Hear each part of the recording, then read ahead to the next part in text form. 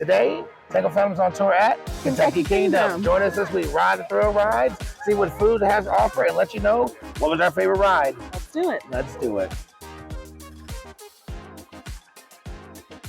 All right, so let's start off by talking about price. For today, on opening day, May 10th, 2025, we had a party of 6. So 2 adults and 4 children between the ages of 4 and 10.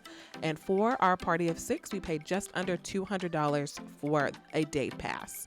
But I do want to kind of show you how much it costs for a season pass because it's actually pretty good value. So as you can see here, the silver pass is just about $80. The gold pass is just under $100. And then they also have a diamond pass as well, and you can see some of the benefits that are included with these passes. So including free parking, and parking is typically a $15 value per day, so it includes free parking every time that you come, free drinks, discounts on food and merchandise, and special seating. So a lot of different benefits.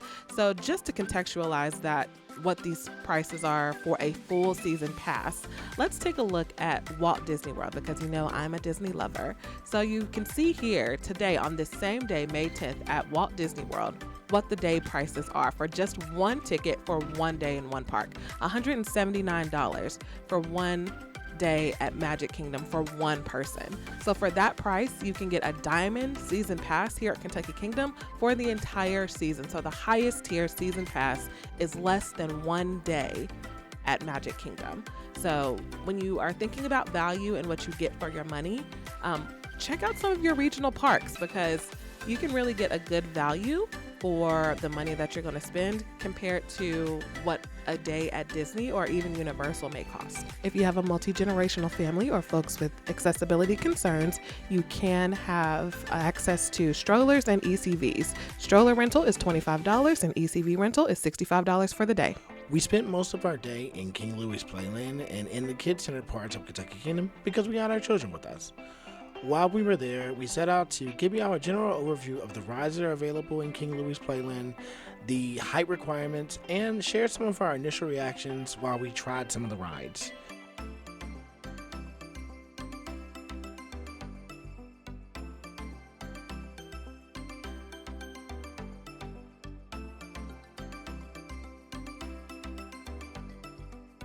Okay, so just got off a rock and roller. It was fine. It felt like Himalayas. I was about to say Himalaya Junior. Yes, Himalaya Junior. Didn't jerk you around too much. I think it would be really fun for the kids. The smaller kids would probably enjoy it too.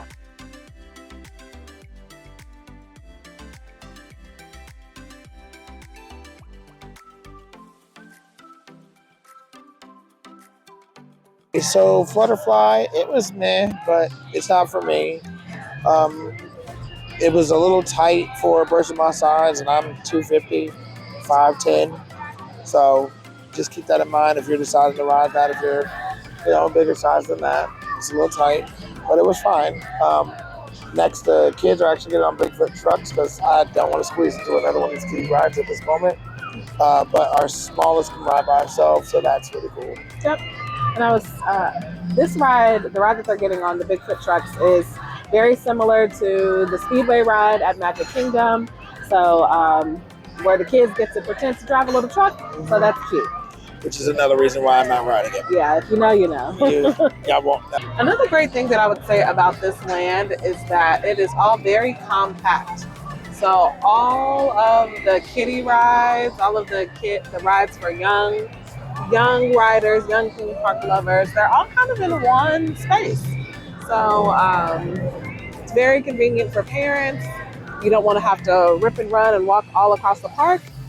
If you have a little one, their little legs will be preserved because everything is all kind of centrally located all in one spot.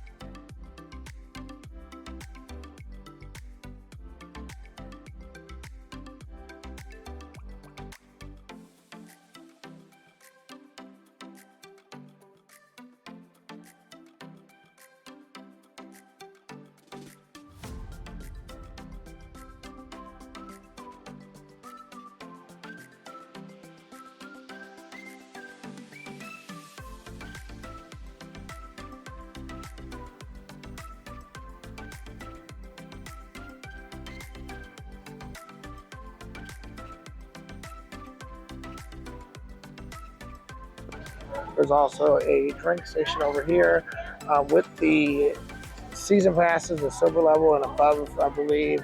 You can get unlimited drinks, so that's pretty cool.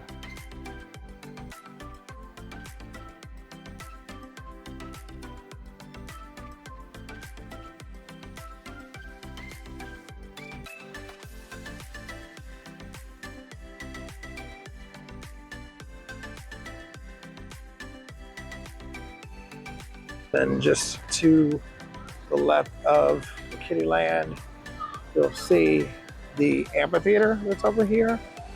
They have lots of different shows. And as you continue to walk on, you'll see that there's a bit more rides that are catered towards kids, or at least, the tweens. As you get further away from the Kittyland, you see up and away here. So this is for the kids as they slightly get a little bit bigger. And then as you head back towards the movie stage, movie store, which fun fact, this is where there used to be the 3D rides back there where it says stage 7. It actually used to be owned by Six Flags, so you would see all of the Warner Brothers IP and memorabilia. The Petrov stand here. And then you have Extreme.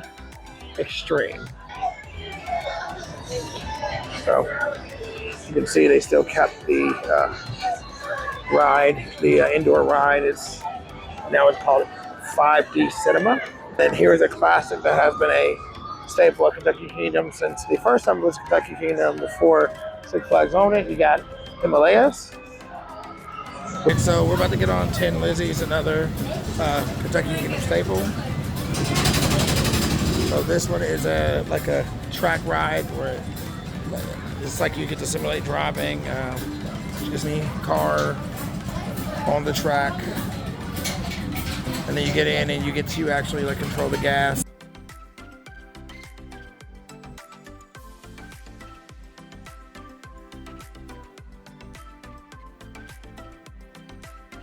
So now we're leaving King Louie's Playland and heading towards Kentucky Kingdom's water park, Hurricane Bay, which is located on the other side of the park.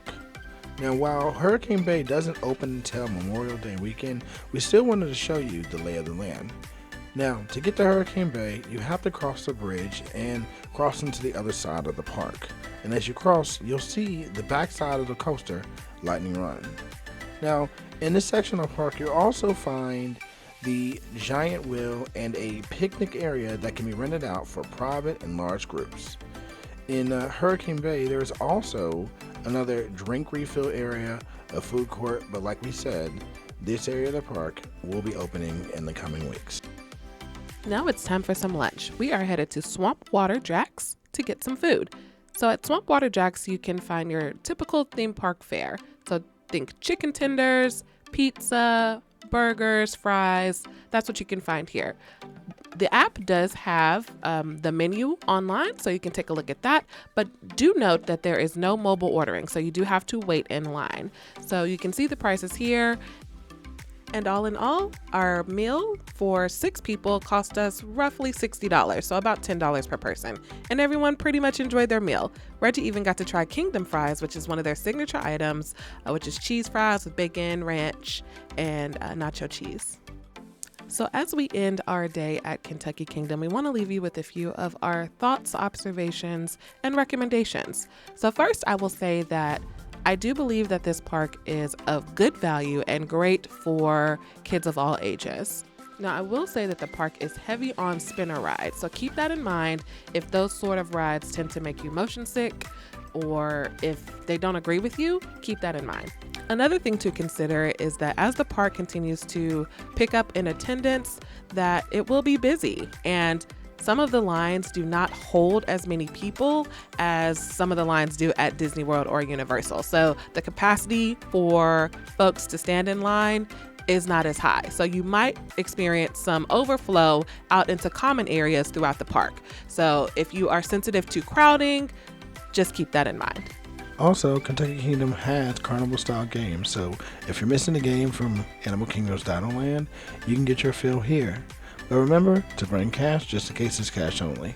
And we know we didn't cover Discovery Meadow, but you can see our walkthrough of Discovery Meadow if you look at the link below. All right, well, that's all for today's episode. Thank you for joining us on our journey as we spend the day at Kentucky Kingdom. We hope that you like, comment, and subscribe, and let us know, does Kentucky Kingdom look like something you want to go to? But until next time, as always, keep embracing the fandoms you love, and we'll see you real soon. See you soon.